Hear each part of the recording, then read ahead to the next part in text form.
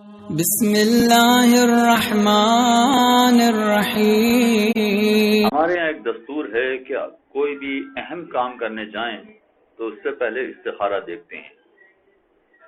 اگر کاروبار شروع کرنے جا رہے ہیں تو اس سے پہلے استخارہ، اگر سفر کرنا چاہتے ہیں تو اس سے پہلے استخارہ، اگر کوئی جاب تلاش کر رہے ہیں یا بچے کو داخلہ دلوانا ہے کسی اسکول میں یا کالج میں تو اس سے پہلے استخارہ، اور شاید ہی کوئی گھرانہ ایسا ہوگا کہ جو شادی سے پہلے استخارہ نہ دیکھتا ہو۔ شادیوں سے پہلے تو ضرور استخارہ دیکھا جاتا ہے۔ چونکہ یہ بڑا اہم مسئلہ تھا تو آیت اللہ سیستانی نے باقاعدہ اس مسئلے کے حوالے سے پورے ایک تحریر پیش کی ہے، جس میں انہوں نے یہ ارشاد فرمایا ہے کہ کن کن مقامات پر استخارہ نہیں دیکھنا چاہیے۔ وہ کون سے مقامات ہیں کہ جہاں پر استخارہ دیکھنا صحیح نہیں ہے یا ڈالا ہی نہیں جا سکتا ہے، نہیں ڈالنا چاہیے، استخارہ نہیں دیکھنا چاہیے۔ نمبر ایک، سب سے پہلی بات تو یہ، اگر کوئی حرام کام کرنے جا رہے ہیں یا کوئی واجب کام چھوڑنے جا رہے ہیں تو اس کے لیے استخارہ کبھی نہیں دیکھا جاتا ہے۔ مثلا فرض کیجئے کہ ہم بینک کی نوکری تلاش کرنے جا رہے ہیں تو معلوم ہے کہ بینک کی نوکری میں سود کا کام کرنا پڑے گا، تو بینک کی نوکری کے لیے استخارہ نہیں دیکھا جا سکتا ہے۔ یا مثلا ہم بینک میں پیسے رکھوانے جا رہے ہیں ایسے بینک میں کہ جہاں سے، یا ہم ایسے بینک سے لون لینے جا رہے ہیں کہ جہاں سے ہمیں سود دینا پڑے گا، تو اس کے لیے استخارہ نہیں دیکھا جائے گا۔ چنانچہ حرام کام کرنے یا واجب کام چھوڑنے کے لیے، آج میں روزہ رکھوں گی نہ روزہ رکھوں، میری طبیعت ٹھیک نہیں ہے، پتہ نہیں روزہ رکھ پاؤں گا کہ نہیں رکھ پاؤں گا، چلو استخارہ دیکھ لیتے ہیں۔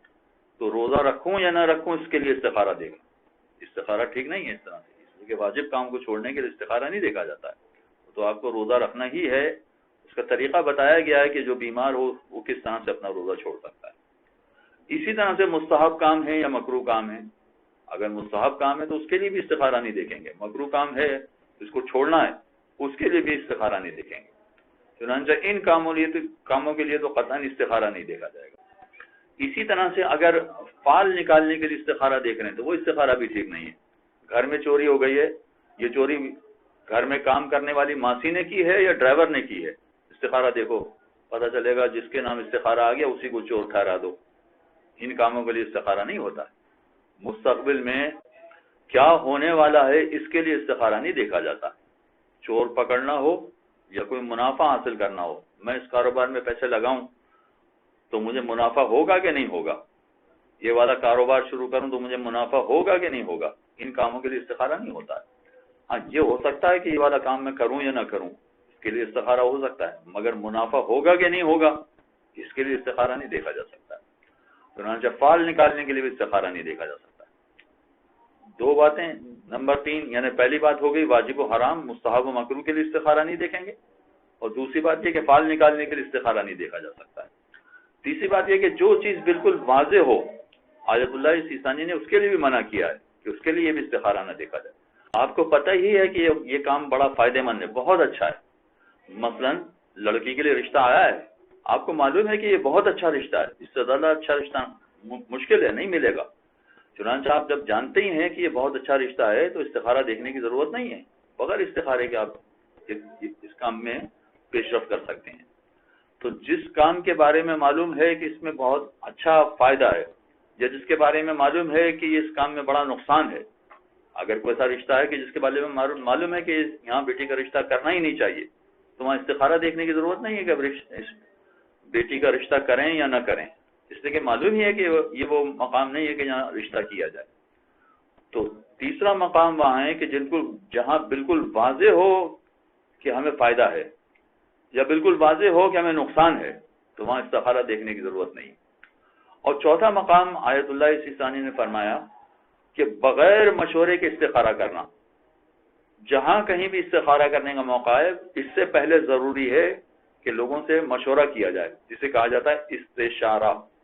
استخارے سے پہلے استشارہ ہوتا ہے، لوگوں سے مشورہ کیا جائے، اور لوگوں سے مشورہ کرنے کے بعد ان کی رائے سے اگر کوئی بات طے ہو جاتی ہے تو اس کے مطابق عمل کیا جائے۔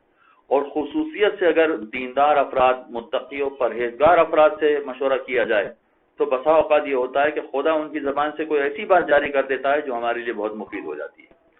تو اگر مشورہ کر کے کسی نتیجے پر پہنچ سکتے ہیں تو وہاں پر بھی استخارہ نہیں کرنا چاہیے. ہم مشورہ کرنے کے بعد بھی اگر کسی نتیجے پر نہیں پہنچے ہیں تو پھر کوئی حرج نہیں، یہاں استخارہ کرنا صحیح ہوگا. تو ان مراحل کو پیش نظر رکھا جائے اور اس کے بعد اگر استخارہ کیا جائے تو یہ استخارہ مفید ہوگا. اور استخارے میں ایک بات اور ذہن نشین رکھنا چاہیے کہ اگر استخارہ دیکھ رہے ہیں تو یہ طے کر کے دیکھیں کہ اگر منع آیا تو یہ کام ہرگز نہیں کریں گے، اور اگر ہاں آیا تو یہ والا کام ہم کر لیں گے. ہاں، یہ جو لوگوں کی زبان پر کچھ الفاظ ہیں استخارے کے حوالے سے کہ یہ والا استخارہ واجب ہے اور یہ والا استخارہ مستحب ہے اور یہ والا استخارہ مباح ہے، ان ساری چیزوں کی کوئی حقیقت نہیں ہوتی ہے. نہ استخارہ واجب ہوتا ہے، نہ مستحب ہوتا ہے، نہ مکروہ ہوتا ہے. ہاں، جب ہم نے نیت کر لی ہے تو ایسی صورت میں اگر ہاں آ گیا تو اس کو کریں، نہ آ گیا تو اسے چھوڑ دیں. البتہ اگر استخارے کی مخالفت کریں گے تو انسان گناہگار نہیں ہوگا. یعنی اگر فرض کیجیے کہ استخارہ آ گیا کہ ہاں صحیح ہے یہ کام کریں اور ہم نے نہیں کیا والا کام، تو قیامت کے میدان میں ہم کسی عذاب میں مبتلا نہیں ہوں گے. زیادہ سے زیادہ یہ ہوگا کہ جو دنیاوی فائدہ ہمیں ہونے والا تھا وہ فائدہ نہیں ہوگا. یا استخارہ منع آ گیا کہ نہ کریں، اس کے باوجود اگر ہم نے والا کام کر دیا تو خدا قیامت کے میدان میں ہمیں عذاب میں مبتلا نہیں کرے گا. زیادہ سے زیادہ یہ ہوگا کہ اس دنیا میں نقصان اٹھانا پڑے گا ہمیں، اس سے زیادہ کچھ نہیں. صلی اللہ علیہ محمد وآلہ. اللهم صل على محمد وآل محمد.